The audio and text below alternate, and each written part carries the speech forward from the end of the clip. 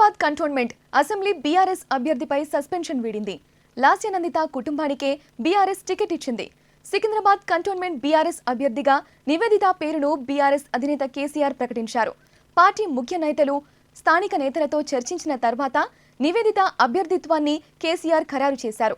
కాగా cantonment MLA Lasya Nanditha ఇటీవలే road ప్రమాదంలో మరణించడంతో కంటోన్మెంట్ ఉప ఎన్నిక జరుగుతోంది. కాంగ్రెస్ నుంచి శ్రీ గణేష్ ఎన్నికల బరిలో ఉండగా బీజేపీ అభ్యర్థిని ప్రకటించాల్సి ఉంది.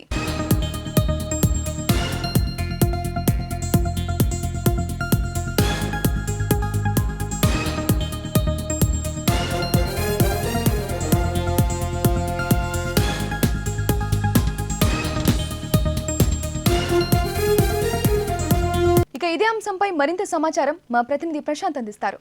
ప్రశాంత్, చెప్పండి, సికింద్రాబాద్ కంటోన్మెంట్ అసెంబ్లీ బీఆర్ఎస్ అభ్యర్థి ప్రకటనకు సంబంధించి అప్డేట్స్ ఏంటి? బీఆర్ఎస్ కి సంబంధించి అభ్యర్థి గత మనం చూసాం, ఎమ్మెల్యేగా ఉన్నప్పుడే రోడ్డు ప్రమాదంలో ఆమె మరణించిన తర్వాత కంటోన్మెంట్ ఖాళీ అయిన పరిస్థితి కనపడ్డది. తర్వాత దాదాపు అక్కడ చాలా ఊహాగానాలు వచ్చాయి.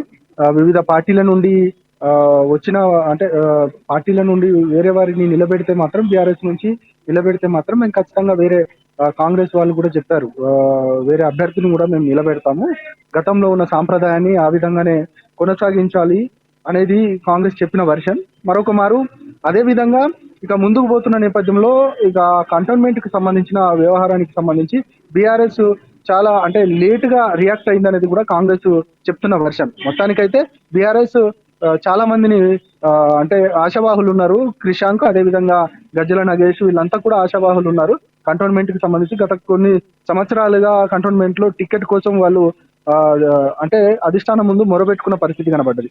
ఈసారైనా ఖచ్చితంగా టికెట్ వస్తుందని అనుకున్న నేపథ్యంలో మరొక మారు కేసీఆర్ సాయన్న కుటుంబానికి సంబంధించిన కుటుంబ వ్యక్తులనే నిలబెట్టాలి ఎన్నికలలో, ఖచ్చితంగా నిలబెడితే ఆ సెంటిమెంట్ ఖచ్చితంగా పనిచేస్తుందనే నేపథ్యంలోనే ఆలోచించి ఇక సాయన్న కూతురైన నివేదితకు టికెట్ కన్ఫర్మ్ చేశారు. గత కొద్దిసేపటి క్రితమే ఫామ్ హౌస్ లో దాదాపు 2-3 రోజుల నుంచి చర్చలు జరుగుతున్నప్పటికీ కూడా ఉగాది రోజు నిన్న ప్రకటిస్తారన్న నేపథ్యంలో ఈ రోజు ఫామ్ హౌస్ కు వెళ్లి మళ్ళీ కేసీఆర్ ని కలిసిన నేపథ్యంలో నివేదితకు సంబంధించిన ఫ్యామిలీ మెంబర్స్ అంతా కూడా కలిశారు. ఇక కలిసిన తర్వాత చివరిగా నిర్ణయం తీసుకొని నివేదితనే ఎమ్మెల్యే అభ్యర్థిగా కేసీఆర్ ప్రకటించిన పరిస్థితి కనబడతా ఉంది. మొత్తానికి కంటోన్మెంట్ కి సంబంధించి ఒక డిఫరెంట్ పొలిటికల్ సినారే మాత్రం ఉంటుంది. ఎందుకనంటే కంటోన్మెంట్ కి సంబంధించి ఏదైతే రాష్ట్రానికి సంబంధించిన ఎమ్మెల్యే అభ్యర్థి ఎమ్మెల్యే కాన్స్టిట్యున్సీలలో ఇది ఒక కంటోన్మెంట్ అనేది ఒక స్వయం ప్రతిపత్తి, నిధులైనా మిగతా ఇష్యూస్ అయినా కూడా వాటన్నిటికి సంబంధించి కొంత డిఫరెంట్ గా ఉంటుంది. కాబట్టి కంటోన్మెంట్ అనేది ఒక ప్రత్యేకమైన నియోజకవర్గంగా చెప్తారు. ఇక ఏదైతే కాంగ్రెస్ ఇప్పటికే బరిలో దించింది శ్రీ గణేష్ ని. గతంలో బీజేపీలో ఆయన ఉన్నారు. బీజేపీ నుంచి పోటీ చేసి సెకండ్ ప్లేస్ లో వచ్చిన శ్రీ గణేష్ కాంగ్రెస్ పార్టీలో చేరిన తర్వాత కాంగ్రెస్ నుంచి ఆయనను టికెట్ ఎమ్మెల్యే అభ్యర్థిగా ప్రకటించిన నేపథ్యం కనబడ్డది.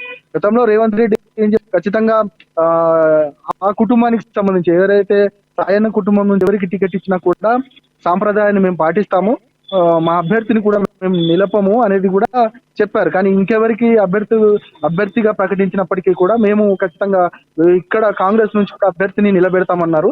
కాదు, అదే కుటుంబానికి సంబంధించిన నివేదితకు టికెట్ ఇవ్వడంతో మరి రేవంత్ రెడ్డి ఏ విధంగా ఆలోచిస్తారు, రేవంత్ రెడ్డి ఏ నిర్ణయం తీసుకుంటారు? ఇప్పటికీ అభ్యర్థిని ప్రకటించారు, మరి ఆయననే కొనసాగిస్తారా, లేదు మళ్ళీ ఏమైనా నిర్ణయం తీసుకోబోతున్నారు అనేది మాత్రం ఇప్పుడు పెద్ద ఎత్తున చర్చకు వస్తున్న అంశం. మొత్తానికి బీఆర్ఎస్ పార్టీకి సంబంధించిన అధిష్టాన నిర్ణయం మాత్రం ప్రధానంగా సాయన్న కుటుంబానికే మొగ్గు చూపించింది అనేది కూడా మనకు తెలుస్తున్న అంశంగా చెప్పొచ్చు శ్రేయ.